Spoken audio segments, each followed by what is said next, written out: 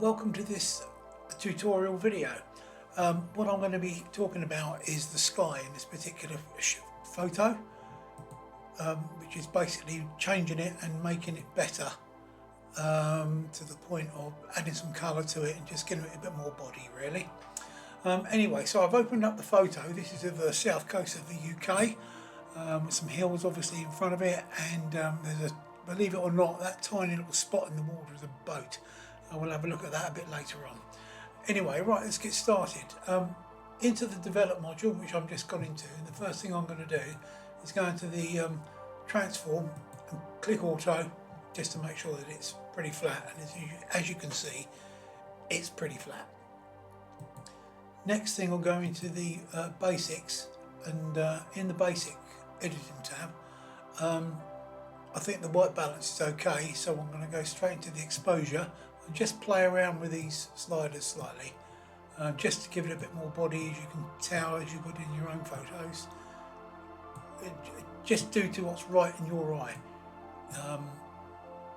What you think's right is good enough, because that's you're the artist and everything else, so you need to adjust it to the way you feel that's correct. You can see what I'm doing here. I've dropped the highlights. I've increased the highlights, dropped the shadows and the whites, and increased the blacks just a tad. Now I'm going down into the presence, and we're going to move the dehaze down just to, as you can see, darken it slightly. Vibrance, again, choice is yours. Once I've done that, I tend to go into the detail tab, and in there, first thing I do is hit the denoise. I do this for every photo that I do, or generally anyway. It just means that if you want to enlarge the photo, you've got less and less noise around. Anyway, because this one's only 160 ISO, I'm going to leave it at 55 and hit enhance. I generally use 50 as the basic rule of thumb, because it's in the middle and it's average, so I'll take it from there. So we'll let it do its bit.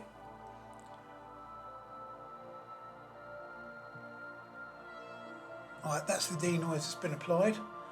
Into masking, Alt button pressed, masking along the bottom, and the white bits is what's going to be sharpened. The black isn't going to be sharpened. Increase the details to 100%, drop the radius down to 0. You can, if you like, zoom in with that, and there you go, there's the boat. And then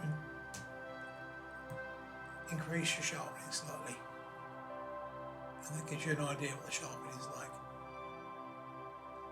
Okay, click on your screen to revert back to your full screen. Go down to colour mix. If you think it needs moving, then give it a, you can always play around with it, you don't have to leave them, you can do what you like with them. Oranges and the yellows, because the yellow is more to do with the grass, believe it or not. There's more yellow in the grass than there is green, as you can see from me adjusting this slightly. Bring that up a bit more. And then the blues you can also adjust, which is part of the sky. Right, from there I'm going to go into the masking. And the first thing I'm going to do is hit on the sky, and that should bring up the mask, fingers crossed. It has now. Right, okay, first of all, you can just give that a tweak to see if there's any improvement could be done on that without affecting the rest of the photo. I don't know if I want it too dark. I'm not really can't make my own mind up here. Highlights. No, it's just a bit too. Mind you, it gives a bit of character to the sky, I suppose. Increase the shadows and the whites a little bit, and then blacks, they can stay as they are. Sometimes I like playing with the blue as well, just a fraction in there. Right, okay, now I've been doing that, I'm going to go and open up a second mask here. I'm going to click on the plus button go down to colour range, and in the colour range, all I'm going to play with are the colours, literally. Is use the eyedropper tool and click on an area of the sky, not brilliant white, but not completely dark. So the middle, roughly that. See, you've got a reflection on the sea, and there's also one apart from the clouds, which is what you want. From there, you can refine this. So move the slider up, and you'll see it says custom. You've got custom there, and there we go. There's a refine. Click on the refine and drop that down. Clicking on that overlay at the same time, really, that would help. On the show overlay, there you go. So you can either have it like that, obviously it gives you virtually everything. Drop that right down, so it's only taking a proportion of that. You can increase this in this way. In this case, should I? Yeah, no, I'll drop it right down to the bottom, and we can adjust that later on. Go down to the blue and yellow slider and increase it just slightly into the yellow, and then go into the green and cyan, I think. No, it's not cyan, is it? The magenta, and increase that. See the red appearing? So it looks as if the sun is in there, and it's also, you're getting a reflection of that across the sea as well. Okay, we can remove that now. So you can see. What you then can do, if you like, you can refine us right down, so without actually moving that, if you go to where it says custom under the masking area, and you can increase or decrease that from there as well if you like. So in other words, you're not affecting, you're only affecting the area, the masked out area.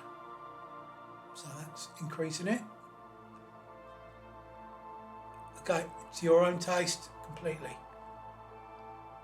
And back again. So what I'm going to do with that one, I think I'll leave that in the middle, like that. Just check on the histogram. Now it's showing a couple of blown out areas there. You can play around with the sliders to try and resolve that issue, if you want to. You don't have to. You can leave small areas that blown out as well, because you're not really going to notice it. But see, that's what happens if you muck around with it too much. Another way to remove it, if you want to, is to go onto the plus and the mask button again, and click on a radial gradient. Now this way you can bring the radial gradient, make it fairly large, bring it at an angle and drop it down over the area that's causing you the grief. And all you're going to be doing now is literally doing this. And doing the adjustments from here. So you're losing, you're not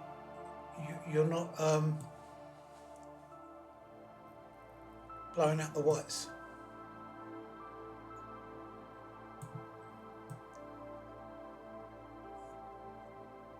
And that way,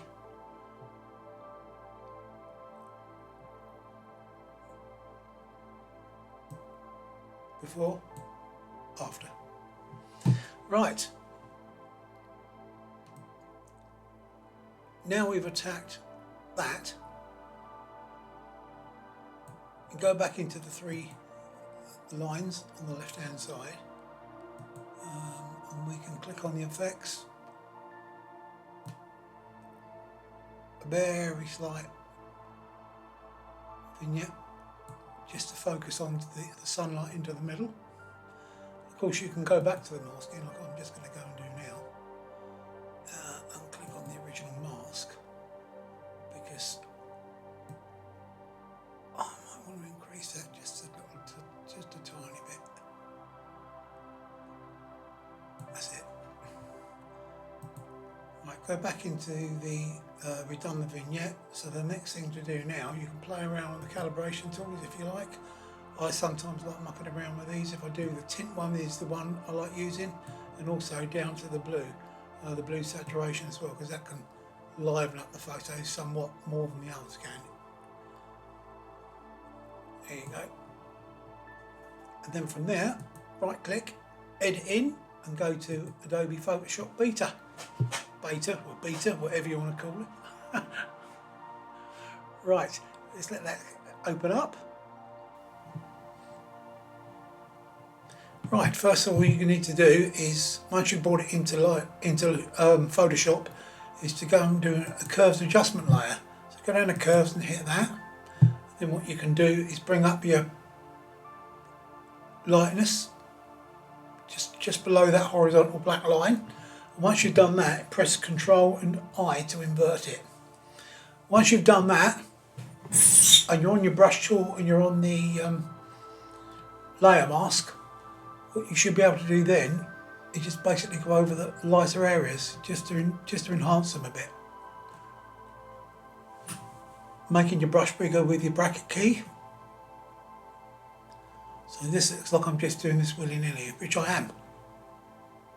But by doing it like this, it's brighter, you can see where you've been. So you go over the lighter areas like this. And then what you can do is, once you've covered the areas you think you want, that's all you need, is then you go up here, use your opacity tool and drop it down. And it takes it right back to normal. Or you can just, that's the original. And that's with a tiny bit of lightness in it. That's all you need to do. Now, if you want to do, add some blacks, the burn part, what you need to do with that, okay, go down to another curves adjustment layer, click on that. This time, take the line downwards, same sort of amount, just below that horizontal black line, and then from there you press Ctrl and I, which inverts it. And once you've inverted it, then what you've got to do is you do exactly the same again. Just go over the darker areas. You can make them black, doesn't matter. Just put them over the areas you want, but you might want to adjust in some way. Obviously these aren't very delicate, so I'm just going roughly over them, just to as a demonstration purposes. Then once you've done that again, go onto your opacity tool and you can slide it down. So you can have it really low. You can just, you know, do what you like. But anyway, if you then you decide that you wanted to add a bit more brightness to a particular area, once you've already done that, without affecting everything else by just using the opacity tool, all you need to do then is you can set up a third curves layer like that, and you're going up, and you're going to go up again, set it to the same sort of height, invert it again, Control and I. Then if you want to do just say these yellow flowers here, for example, then what you want to do then, you want them brighter, then you've got that brighter than the other one. It's at 100%, and by bringing that down, all you're going to be doing is changing that only. You're not changing the other layers that you've already done, if that makes any sense. Okay. Right, thank you very much. I hope you've understood my gobbledygook, and I hope it's been useful to you some way or another. What I'm going to do is, at the end of this video, I'll put up the befores and afters so you can see the original raw file and the adjusted one. Thank you very much for watching, and I'll catch you on the next video.